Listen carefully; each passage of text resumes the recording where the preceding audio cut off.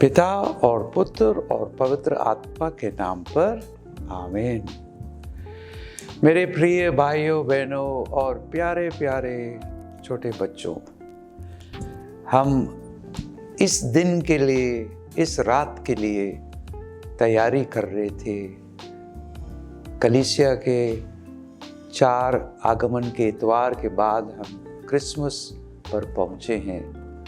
आप सबको प्रभु यीशु की आशीष और कृपा इस क्रिसमस रात को आप सबको हो, आपके परिवार पर हो, आपके पड़ोसी पर हो, आपके मोहल्ले में हो, आपके गांव में हो या शहर में हो, और हमारी पूरी देश में और दुनिया में प्रभु यीशु की कृपा मिले।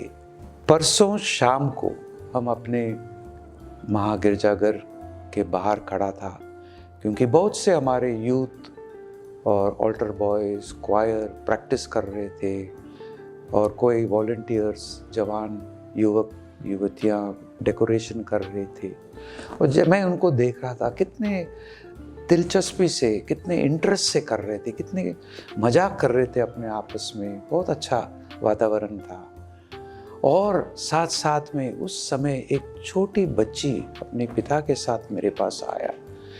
वो अपने पड़ोसी धर्म के हैं, और वो पिताजी ने हमसे बोला, father please answer her questions, she has got questions when she went inside the church.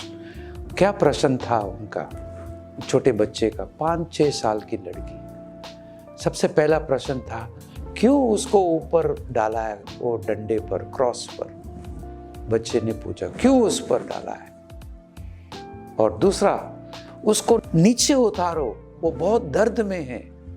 ये छोटे बच्चे ने ऑल्टर के ऊपर जो हमारा बड़ा क्रॉस है, जिसमें जीसस क्रूसित किए गए, उसको देख रही थी। क्यों उसको ऊपर डाला? मैंने बोला, उन्होंने हमारे सारे पाप, कमजोरियाँ, त्रुटियाँ, इस सब को उसने उठाया अपने ऊपर, और अपने शरीर में उन्होंने उठाया, और सब कुछ उन्होंने अपने पिता को अर्पित किया, अपने शरीर द्वारा, आत्मा द्वारा। हे पिता, ये सब मैं तेरे हाथों में देता हूँ, इन्हें क्षमा करो। ये प्रभु यीशु ने किया था। और दूसरा, आपने देखो ये छोटे बच्चे का, क्यों वो इतने देर से, उसको नीचे उतारो, नीचे उतारो, वो दर्द में है। देखो, बच्चे ने सिर्फ एक लकड़ पर अपना यीशु को नहीं, वो सोच रहा था वो जीवित है। इसी प्रकार से मेरे प्रिय भाई बहनों बच्चों, पिता परमेश्वर ने अपने बेटे, इकलौते बेटे, हमें इतना प्यार किया, उन्होंने अपने इकलौते बेटे को उतारा। कहाँ? मानवता के जीवन में, मानवता के हृदय में वे जन्म लेंगे। ये है पिता का प्यार। पिता ने उसे उतारा, और मैंने उस बच्चे को इतना नहीं समझा पाया, लेकिन वो धीरे धीरे समझ गई, और उसके आंखों से पता लग रहा है कि वो मुग्ध हो गई। प्रिय भाई बहनों, प्यारे बच्चे, ऐसे ही हम इस प्रभु यीशु के पास आए रहे हैं, इस चरनी के पास। और आप उस चरनी में क्या देखते हो? जानवर है। क्या कोई जन्म लेता है जानवरों के बीच में? उधर का वातावरण अलग है, उधर बदबू है, उधर क्या क्या है। लेकिन प्रभु यीशु को जगह नहीं था जन्म के लिए। ये प्रभु यीशु जो सृष्टि करता है, परमेश्वर है, सब कुछ जो बनाया है, उनके लिए, अपने लोगों के बीच में, जैसे आज के सुसमाचार में आप सुनेंगे, वहाँ पर जहाँ वो जन्म लिए थे, वहाँ सराय में जगह नहीं थी, और इसलिए उसको एक गौशाले में बेच दिया। और आज के सुसमाचार में कहते हैं, दिन पूरे होने पर माँ ने अपने पहलौठे पुत्र को जन्म दिया, और उसे कपड़ों में लपेटकर चरनी में लिटा दिया, क्योंकि उनके लिए सराय में जगह नहीं थी। वही चरनी का लकड़ ज़्यादा अलग नहीं है क्रूस का लकड़ से। याद रखो, चरनी का लकड़ एक दिन क्रूस का लकड़ बनेगा। यही वो बच्चा को मैं थोड़ा सा समझा रहा था। और इसको हमें बोलना नहीं, क्योंकि यदि प्रभु यीशु क्रिस्त का प्यार हम में ना आए, प्रभु यीशु की आशीष और कृपा हम ना महसूस करें अपने हृदय में, तो क्रिसमस का अर्थ क्या है? क्रिसमस कैसे मनाएंगे? डेकोरेशन है, कैरल सिंगिंग है, मिठाइयाँ हैं, गिफ्ट्स देते हैं, लेकिन इसमें यदि प्रभु यीशु का प्यार नहीं है और प्रभु यीशु नहीं है तो ये क्षणिक है। आप जानते हो, जनवरी के एक हफ्ते के बाद डेकोरेशंस को निकाल देंगे, कोई डेकोरेशंस हम दोबारा यूज़ नहीं करेंगे, लाइट्स को निकालेंगे और सब ये शोर शराबा जो हुआ है, क्या हुआ? ऐसा ना हो। इसलिए आप लोग जैसे प्रभु यीशु के चरनी को देखते हो, उसमें आप देखते हो ये है परमेश्वर का प्यार, और इस प्यार को हमें महसूस करना है अपने हृदय में, अपने दिल में। क्योंकि आज के पहले पाठ में हम क्या सुनते हैं? अंधकार में भटकने वालों ने एक महती ज्योति देखी, अंधकारमय प्रदेश में रहने वालों पर ज्योति का उदय हुआ है। Christ has to be born in our hearts.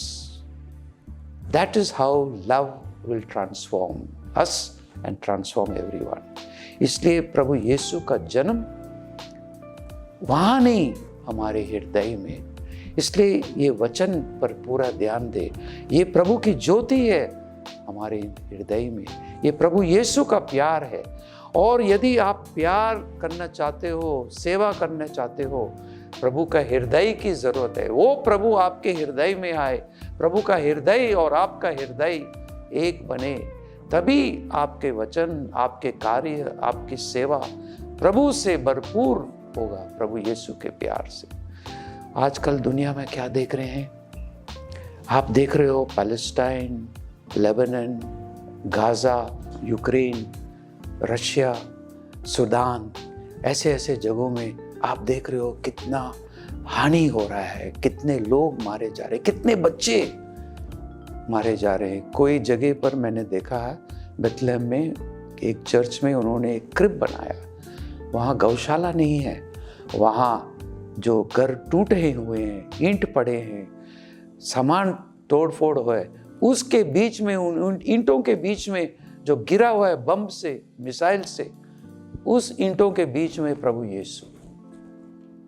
और हमारा घरों में वातावरण है एक गौशाले का, एक चरनी का, वहाँ वो वातावरण है, बम गिरा, ईंट के बीच में प्रभु यीशु। तो हमारे दिल में ईंट नहीं होना है, हमारे दिल में पत्थर नहीं होना है। ये प्रभु इसलिए आए ताकि हमारा दिल और हृदय प्रभु जैसे हो। Christ has to be born, and that will make a civilization of love. Remembering the words of Pope Francis in his latest encyclical. वहाँ पर संत पापा कहते हैं, यदि आप एक प्यार का वातावरण बनाना चाहते हैं दुनिया में, वो प्रभु के हृदय के माफी हो, उसकी एकता हो, उसी से एक परिवर्तन आएगा दुनिया में, प्रभु की हृदय की। और हम लोग दुआ करेंगे, प्रार्थना करेंगे। आज के भजन में हम सुनेंगे, प्रभु के आदर में नया गीत गाओ, समस्त पृथ्वी प्रभु का वचन सुनाए, भजन गाते हुए प्रभु का नाम धन्य कहो, स्वर्ग में आनंद हो और पृथ्वी पर उल्लास, सागर की लहरें गरज उठे, खेतों के पौधे खिल जाए और वे मन के सभी वृक्ष आनंद का गीत गाए। प्रिय भाइयों और बहनों, मैं ये बताना चाहता हूँ, आपने सुना है संत पापा फ्रांसिस ने एक पत्र लिखा है, और वो है ईयर ऑफ होप, आशा का वर्ष। और उन्होंने एक थीम दिया है नए वर्ष में, पिलग्रिम्स ऑफ होप, आशा के यात्री 2025। दुनिया में आप देखते हो क्या हालात है, आशा की बहुत ज़रूरत है, क्योंकि निराशा बहुत फैला हुआ है। और रोमियो के 5वें पाठ में 5वां पंक्ति में हम सुनते हैं, होप डज नॉट डिसअपॉइंट, आशा हमें निराशा नहीं करती है। तो ये आशा हमें आने वाले वर्ष में, आने वाले दिनों में हमें आगे बढ़ाना है। ये आशा कैसे आएगा, कहाँ से आएगा?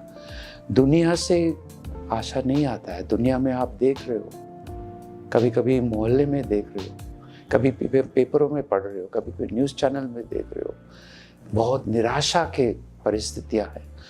आज दुनिया तरस रही है आशा के लिए। ये आशा प्रभु के हृदय से आता है, प्रभु के प्यार से आता है, और इसको हमें एक दूसरे को बांटना है और हमें दुआ करना है, प्रार्थना करना है। दूसरे पार्ट में हम सुनते हैं, ईश्वर एवं मुक्तिदाता यीशु मसीह की महिमा प्रकट हो गई, उन्होंने हमारे लिए अपने को बलि चढ़ाया। ये प्रभु का सैक्रिफाइस है। इसलिए आप आशा चाहते हो तो उसमें बलिदान की ज़रूरत है, सैक्रिफाइस की ज़रूरत है, क्योंकि दुनिया में आप आशा एकदम एक पेड़ से नहीं आ जाता है। जितना आपका जीवन चल रहा है उसके बीच में से आशा उठेगी, क्योंकि हमारा विश्वास है इस प्रभु यीशु पर। वो मनुष्य के जीवन को देख के नाराज नहीं हुए, लेकिन वे आशा दिया एक नया जीवन, एक नया जन्म। इसके लिए हम दुआ करेंगे, प्रार्थना करेंगे कि हमारे जीवन में ये नयापन आए।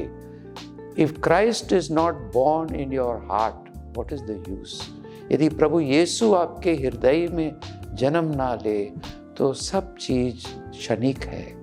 आइए हम दुआ करेंगे, प्रार्थना करेंगे इस माँ मरियम से, जिसका कुछ नहीं ज़्यादा था, साधारण जीवन, साधारण नाजरत में घर था, लेकिन कैसे एक परिवर्तन आया इस साधारण माँ मरियम। लेकिन प्रभु की कृपा से वे माँ बनी, वे प्रभु यीशु को जन्मी। और इसलिए आवाज़ आया फरिश्तों से जब वे गडेरियों के पास पहुँचे, जो ठंड में अपने भेड़ों और जानवरों को देख रेख कर रहे थे। आवाज़ आया, डरो मत, देखो मैं तुम्हें सभी लोगों के लिए बड़े आनंद का सुसमाचार सुनाता हूँ। आज दाऊद के नगर में तुम्हारे लिए एक मुक्तिदाता प्रभु मसीह का जन्म हुआ। प्रिय भाई बहन, वो फरिश्ते हमसे कहते हैं, डरो नहीं, प्रभु मसीह का जन्म तेरे हृदय में हुआ, तेरे जीवन में हुआ। और इसी आशा से, इसी अनुभव से हम लोग कदम कदम पर आगे बढ़ेंगे और 2025 में एक दूसरे के प्रति ये प्यार और रोशनी बढ़ाते जाए। सबको हैप्पी क्रिसमस और नए वर्ष में ए ब्लेसेड न्यू ईयर। प्रभु की आशीष और कृपा आप पर हो 2025 में। पिता और पुत्र और पवित्र आत्मा के नाम पर आमीन।